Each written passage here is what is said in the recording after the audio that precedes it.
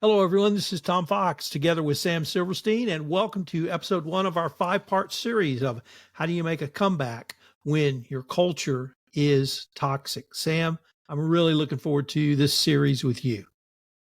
Thanks, Tom. I am too, because there's so many opportunities to really figure out what went wrong in this situation and look at some really concrete ways to help solve these problems moving forward. And I know everyone's going to learn from that because no matter where our organizational culture is, there's ways to improve it. And that's the whole idea. The best cultures are always the ones where senior leadership at the top is always asking the question, how can we make this culture better? Because if you rest on your laurels, there's only one way to go, and that's not up. It's going to be to slide back. Sam, in our first episode, we're going to set out the problem that we see at Boeing. It's been in the public news, so the information we have comes from the public arena, but they have a culture problem, which has led to a plethora of other significant problems. And I know you have thought about this issue, you've written about this issue, you've talked about this issue for many years. So could you maybe start with what you saw as the beginning of the problem for Boeing up to 2024? Absolutely, Tom. In my book, The Accountability Advantage, we really went deep into this is to set the table, because if you want to create great culture, you need to see great culture in action. And it also helps to see where there's a culture problem and that can be fixed in action, because there's so much to learn from that. The problem with the quality that's coming out of Boeing today literally goes back to 1997 and what some would say was an ill-advised merger between Boeing and McDonnell Douglas. And what happened is you had two organizations, one of which, Boeing, was really known for their culture of quality. It was engineer driven. It was engineer led. You would hear people say, if it ain't Boeing, I ain't going. It was all about quality at Boeing. And with the merger with McDonnell Douglas, they merged with McDonnell Douglas, kept the Boeing name, but McDonnell Douglas leadership took over and the culture from McDonnell Douglas came in. And the culture from McDonnell Douglas, and I'm not saying they were bad people by any stretch of the imagination, but they were focused on the stock market. They were focused on stock performance. This was the accountants looking at what's going on, leading. And when you're just trying to maximize your bottom line today, the return on investment today, you'll never make the best long-term decisions. And as we know, whether it's in business or in our personal life, long-term decisions almost always serve us better than the short-term ones. Sam, that starting point in 96 led to some catastrophic events pre-pandemic and during the pandemic, and then some other events literally in 2024. How do you see those as a failure of culture? Well, action follows belief. So when you get a result, whatever that result is, it's based on the fact that we believe something. So what's the result? The result is we have failures. We have the 737 MAX situation where you had two down aircraft with hundreds of lost lives because of a combination of software, hardware, and training issues. You have doors being blown out of airplanes. You have quality issues that are showing up today that prior to the merger in 97 weren't showing up like that. And so what's the belief that's driving the action? And that belief is that we just got to get planes out the door. And if you see something, just shut up and manufacture the plane. And that shows up today in the lack of a really high quality program where people can safely voice when they see that something's not being done right, where we see people who are sharing insights are being retaliated against. So this is a culture failure. It's a way of thinking, and that way of thinking is what defines that culture. So if we want to make things better, if Boeing wants to make things better, they have to change the way they think at the top. They have to change what they believe. They have to believe that quality is most important, that the safety of the passengers is most important. And you can't tell me, if you're a leader at Boeing, you can't tell me that's what you believe right now, because if you did, the things wouldn't be happening that are happening. And once we embrace people, embrace their feedback, when someone sees something that's not being done right, and we thank them and we applaud them for that, and then we fix it, when we create that kind of atmosphere, that environment, that culture, then what's going to happen is every airplane that comes off the line is going to be a higher quality. It's going to need less service, and it's going to save lives. And ultimately, that will show up on the bottom line, and it'll paint a rosy picture for Boeing. Sam, if we go back to the merger, should companies, either acquirers or those being acquired, consider culture as a part of the basic due diligence you would do in a merger and acquisition?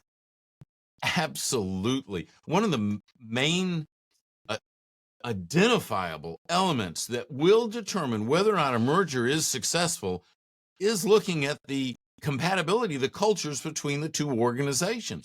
What sort of culture do you have now? What sort of culture do you want after this merger and acquisition?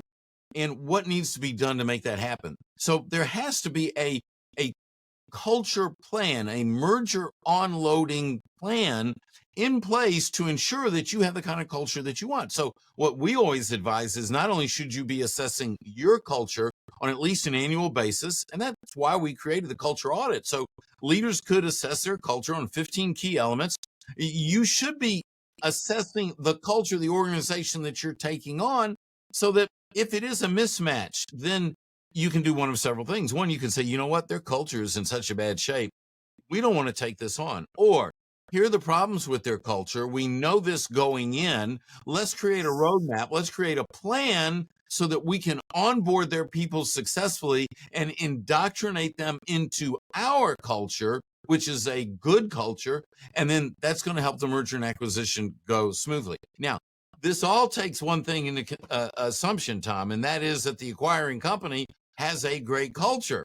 And so if your culture is not great, then we need to fix that in advance of any merger and acquisition, because otherwise you're bringing someone into a moving target, and it's even a bigger opportunity for failure. Sam, one of the things that I think Boeing lends itself to in terms of lessons learned is the devastating nature of a cultural failure. We both mentioned the 737 MAX, but in 2024, we've seen incidents around quality leading to huge reputational issues within a very limited customer market of Boeing, i.e., airlines that need to buy their airplanes. We have seen air flying public, people like you and me, question, hey, what jet are you going to have me on, Southwest? And negatively impact Southwest, Delta, United, you name the airline. We have seen competitors. And even as we're recording this, today I read the manufacturer Embraer, who is minuscule compared to Boeing, said, well, guess what? We're going to come out with a new large body jetliner. And so they're seeing an opportunity. So I was wondering if you could talk about culture and the outflows or outcomes from a toxic culture that perhaps we don't typically see, but because of the catastrophic nature of this matter, we've seen a lot of negative outcomes that could literally impact the company for years. Well, this goes to unintended consequences, and this is why I say culture pays. Culture connects to the bottom line directly. And so you have a situation now. If you're a CEO of a major airline and you're evaluating, you basically have two choices. Do I buy Airbus? Do I buy Boeing? Is your job at stake if you buy Boeing and there's a problem? Whereas if you buy Airbus right now, because of their track record, that might be a safer move for you and your organization. And it might play into your marketing. I know people that still don't want to fly on a 737 MAX. They just don't. Like you said, they'll check and see what airplane is flying. Long haul customers, you know what? They might want to be on that Airbus long haul flight and not on that Boeing plane. And then, like you mentioned, and I was just thinking about this as well, there's two major commercial airline manufacturers. And we're not even talking military right now. We're just talking commercial airline. This is opening the door for others to go, well, you know what? We can do this better. We can go in and grab market share. And this could be the type of situation that might be irreversible. Go back to, I don't know, the late 60s and into the 70s when when the U.S. automakers were putting out automobiles that were not high quality, and quality had slipped greatly. And so what happened? You had a lot of foreign makers come in and grab market share. Market share, by the way, that they have not given back. Are we poised for that to happen in the airline industry? You bet we are. Sam, we have talked about Boeing throughout this podcast, but I wanted to expand your thoughts on culture really to all industries. You have been the CEO of a manufacturing company. You have worked with service companies, I'm going to call them service companies, such as banks, and really everything in between. This discussion around culture, uh, is it applicable to literally every business, product manufacturer, service organization, combination of both? Absolutely. Here's the thing. Products and services are abundant. I don't care what industry you're in, there's competition. And while there's only two commercial airline manufacturers out there right now, any other product or service you could buy or obtain from dozens of other organizations. So what separates one company from another? It's not the product or the service. It's the culture of that organization. It's the culture that defines the experience that the employees, the team members have. And that's what's going to attract and retain the best people. If you attract and retain the best people, you're going to be the most productive. If you're the most productive, I'm pretty much going to bet you're going to be the most profitable. But now, when you create the best workplace culture and experience for the team, you're going to create the best experience for your clients and customers, because the client experience can never exceed the team member experience. So it's always going to come back to culture. Boeing could put a stake in the ground, Tom, and turn things around. It's not a Monday to Tuesday. It's not from between March and September. It's a multi-year commitment. But I believe, I've seen this done. They could put a stake in the ground and turn their business around straight through the workplace culture. Sam, in 2019, the Business Roundtable released its statement on the purpose of a corporation, expanding shareholders to 5 stakeholders, including shareholders, but also employees, also customers, also third-party vendors or suppliers who work with a customer, and locations where a manufacturing facility may exist or large sales may exist. Does culture impact all of those stakeholders, in your opinion? Absolutely. It impacts the little boys and girls that are playing soccer and softball, because the sponsors for those leagues are these organizations that are thriving and participating in the community. Everyone benefits from that culture. When you create an amazing workplace culture, it goes home with your people. It impacts their spouses. It impacts other businesses in the community. The workplace culture should be the number one priority of any CEO. When they nail that, and when they continue to support and defend that culture, then what happens is everything else, including the bottom line, will thrive. Sam, unfortunately, we are near the end of our time for this episode, but I hope our listeners will join us for episode 2, where we take up the role of leadership in a cultural transformation. Sam, I look forward to continuing this conversation. I can't wait, Tom.